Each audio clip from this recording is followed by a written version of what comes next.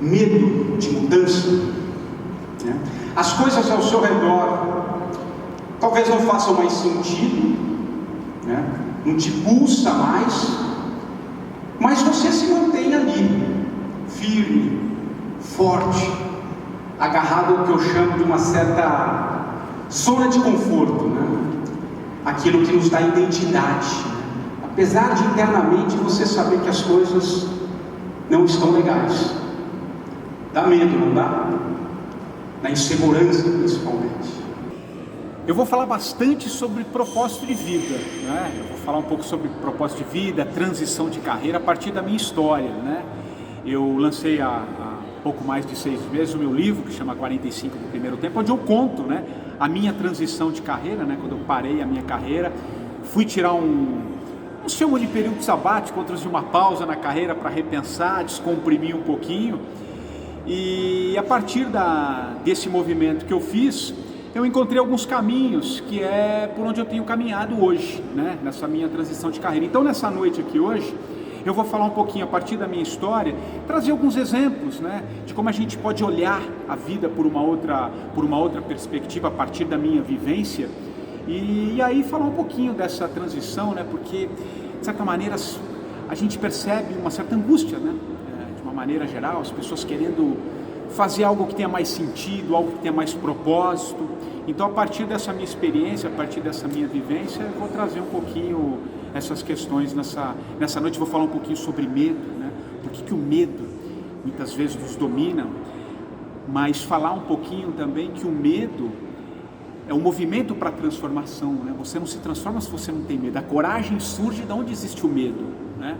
Então eu vou passar por aí na palestra. Agora, Patrick, como que você vê também essa transformação hoje da comunicação em si? A gente vê as redações, grandes redações, enxugando postos, e os profissionais de comunicação continuam no mercado. Como trabalhar, como desenvolver um projeto que também a internet oferece abertura para isso, mas de uma forma profissional e com conhecimento.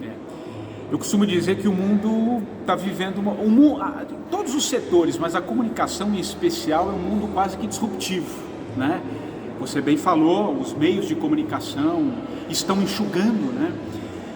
As redações estão menores hoje, a gente vê em rádio, TV, principalmente o impresso, né? O rádio também passa suas dificuldades, mas também está se reinventando de alguma maneira. Mas eu acho que essa mudança, ela abre novas perspectivas também. Você citou a internet, sem dúvida nenhuma é um caminho. Eu fiz a minha carreira no rádio, né? Na Jovem Pan há mais de 2 décadas. Se você pegar a história do rádio, ao longo de mais de 100 anos, lá o Marconi na Itália, quando trouxe o rádio para o Brasil, e ver o rádio como ele é hoje, ele se reinventou. Hoje o rádio não é só o rádio, é a imagem, né? E abre um novo caminho, né? Você vê a Jovem Pan hoje com a Panflix, né? Com estúdios, com mudança, com outro tipo de linguagem. Então é um processo de reconstrução. Claro, postos estão mudando, estão diminuindo, mas estão abrindo outros campos. E a internet é um vasto caminho, né? E quem vai ter retorno nisso? Quem tem comunicação, quem tem conteúdo, quem tem o que dizer. Então, o fundamental é você saber o que você vai dizer, né?